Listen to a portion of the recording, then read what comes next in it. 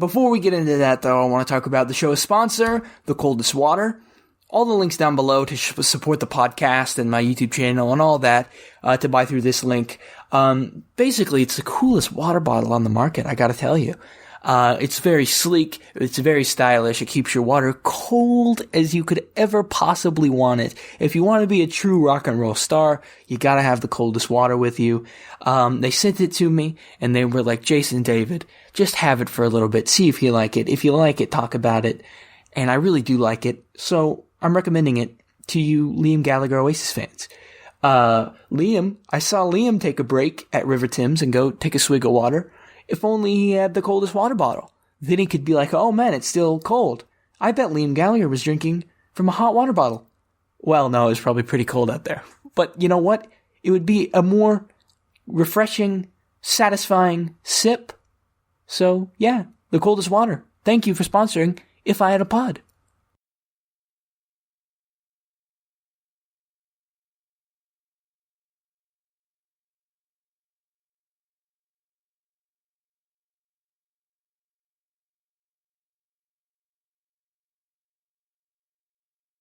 You guys know that usually when I talk about songs, I play them.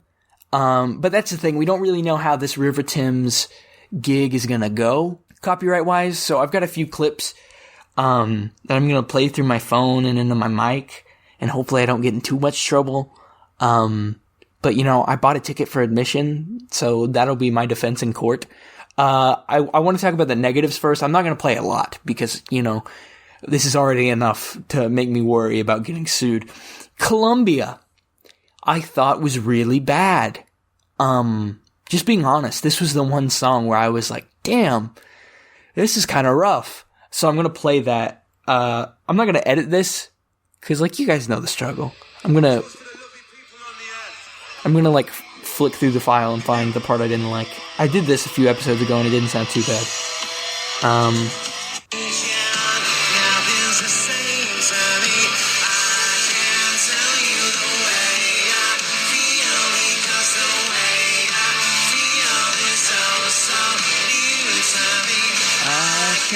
Tell you the way I feel, because the way I feel is so new to me. Okay, so yeah, that's just not how the song goes. I mean, I don't want to sound like I'm trashing Liam. I'm not. The show was great. Just that song specifically was like, ugh. And it was just the chorus. I thought everything else was fine. But I'm going to play the original version in the background since I can't play the River Thames live version. The melody of Columbia, I'm going to get a little music theory on you guys. The melody of Columbia is, and it's coming up right here in just a second.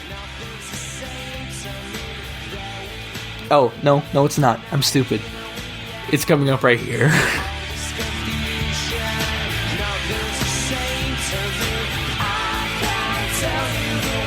Liam's higher vocal is the melody of Columbia. It is what drives the chorus. Whereas the low take of the chorus is much deeper in the mix.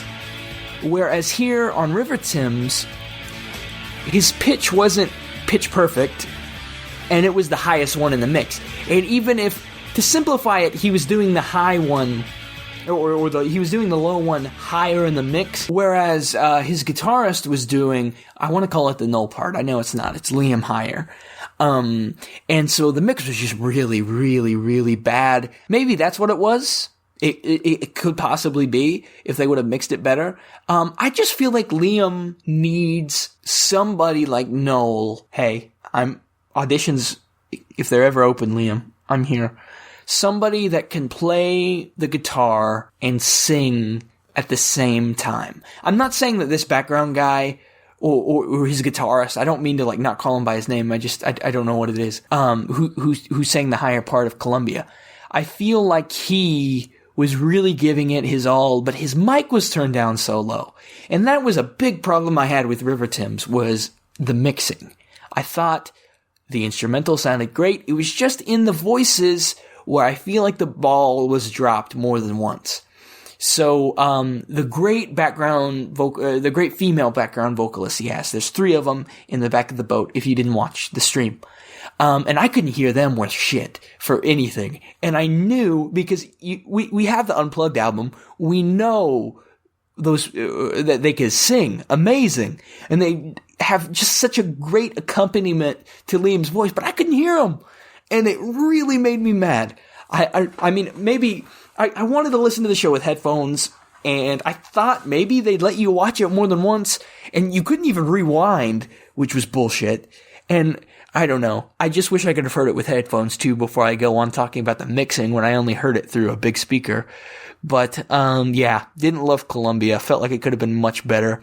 I don't know why they cut Rock and Roll Star from the set list when they could have cut this, and I would have been fine with it. Other than that, I want to talk about some of the new songs.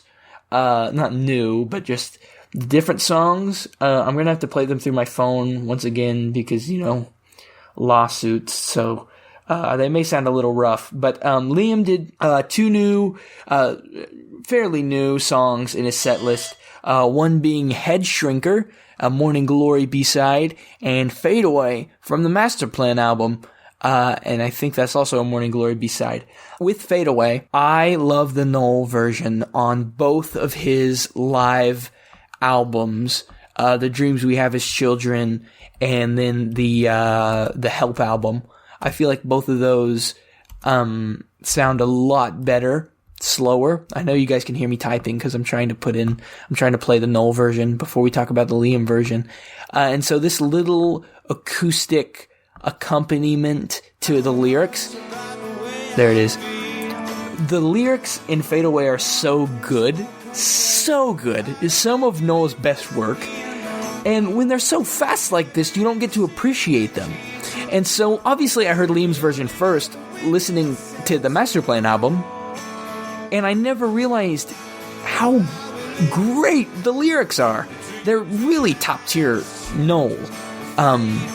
And so, having the viewpoint of how good the lyrics are and listening to this specific version, this is Noel live at Teenage Cancer Trust 2009, having this in my brain archive of how it's, I don't want to say supposed to, because this version was first, but how it could sound, and then hearing this Liam version, I didn't think it was too bad, and I think I prefer it to the Master Plan version. But that's just me. I'll play you guys a little sample. Again, I'm sorry I couldn't have the high quality files, but I don't want to get killed. So this is Fade Away.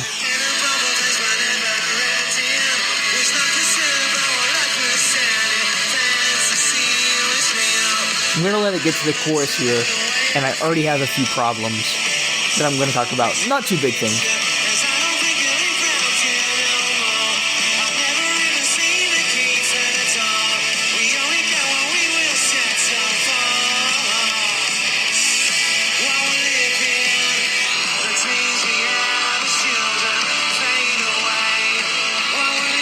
So, Liam said on Twitter that he wanted to make Thames a rock gig, and he did that. I just feel like everybody, when they do a Liam impression, is like, it's either, and I'm not shitting on Liam. I love Liam. He's one of the coolest people to walk the earth. I'm just saying, when most people meme or do an impression of Liam, it's always like it's either the Kermit the Frog voice or if you guys know wrestling, like the Triple H, yeah, like how he does that. And I feel like his pronunciation was very exaggerated. So I don't remember the part that I just played, but it was like, wow, we live in, yeah. And I hate that. I'm just going to chuck it up to it being live. But other than that, I thought the version was great. No big complaints besides I wish he wouldn't do that. If you know what I mean. But if that's just how he sings, that's how he does it, no problems. Fade Away, amazing. But to get even more amazing with a song that I don't have any criticism of, it's gotta be that version of Head Shrinker. Like, damn! This is a great, amazing version of Head Shrinker. I'm gonna play it a little bit. Oh, I skipped over the chorus. I gotta go back.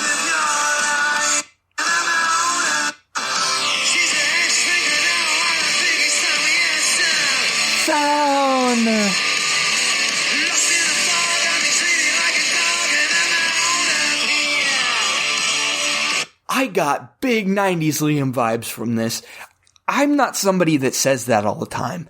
Every time Liam does a gig, somebody on Twitter saying, oh my god, he sounded just like he did in the 90s. But no, dude, I heard 90s Liam in here, and I don't care what anybody has to say about that. I heard it.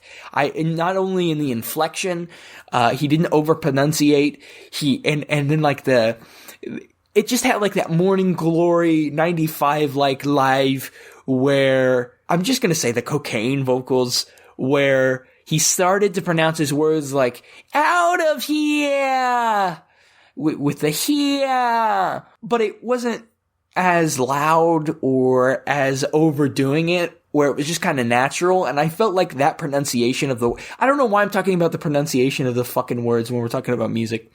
Whatever. What I'm saying is, I felt like Liam really gave this one his all, and it sounded amazing, and I hope he puts this in the live gigs for good, because it deserves to be. Another song that he brought back, which, my last criticism I'm gonna say, because I know I have a lot of criticisms, and it makes it sound like I didn't love the show. I loved the show. But I didn't like how Liam kept spoiling it, dude. So, I'm listening to his BBC interview when All You're Dreaming Of comes out, and I'm listening to him talk, and he's like, oh yeah, we're gonna play the new fucking song from the fucking River Thames gig, River Thames. I'm American, I'm sorry. And not only did he play Hello, but he played All You're Dreaming Of from the gig. And it's like, what, I just paid $25 to be able to listen to this stuff, and I'm getting it spoiled. And like, you're like, oh, well, Jason David, you can just fast forward through it. I'm not gonna fast forward Liam Gallagher. I'm gonna listen to it. And then, Liam was on Jimmy Fallon. No, he wasn't. They said he was gonna be on Jimmy Fallon. He wasn't. And that's the only time I get to see Liam on TV in the U.S. And I thought, he's not going to fly all the way to the U.S. for an interview. I understand that. But Jimmy's been doing like Zooms. Maybe he'd be on Zoom. But no, it was just a cutscene from the River Thames gig. River Thames. I'm sorry. But, so the clip on the Jimmy Fallon YouTube channel is him holding up, the single cover, and he's like, Liam Gallagher! And then it just goes straight into it from the River Thames gig. And it was just so sloppy how not only, like, all respect to Liam, he did the Jonathan Ross show and it was great. I'm not saying do another performance. What I'm saying is, we paid $25 for this ticket. Only hardcore fans bought tickets to this show, especially in the pre-sale. So it's like, we're going to watch that and we're going to get it spoiled. And I don't know why Hello and All You're Dreaming Of are the quote unquote singles, I guess you would say. Very bad choice. Why wouldn't you give something like, I don't know, Cigarettes and Alcohol? Well, that wouldn't go over well. But just another song that maybe isn't so, new. I told my girlfriend that Wonderwall should have been on the set list. And I know, it's like, oh, Wonderwall, Jason David, you only like Wonderwall. No. But it's like, that is something to get fake-ass Oasis fans invested in the product. I feel like it's very important. We're not getting Don't Look Back in Anger. We're not getting Stop Crying Your Heart Out. Just give us Wonderwall, maybe. And then you can give that to Jimmy Fallon. And everybody will be like, oh, this Liam Gallagher guy, that's the guy that sings Wonderwall. He's got a new single out. Let me check that out. And I mean, like, I know Liam did Wonderwall for Spotify back when As You Were came out. And it was basically that thing where it was like, oh, Wonderwall, let me check this out. And I feel like that's what you gotta do, especially here in America with Liam. And so I don't like how Hello, which is a song we haven't heard for 20 years, was spoiled twice. No, once. It was All You're Dreaming Of that was spoiled twice. Oh, Liam can do what he wants with his own product. He can. I'm just saying that's not how I would have rolled it out. Oh, wow. I still have Fade Away loaded up. I want to hear more of this when I talk. This is kind of like my radio show. But yeah, the Noel version of Fade Away, you can't beat it. I'd love to hear Liam do a slowed acoustic version sometime. No other song really, impressed me too much. Besides a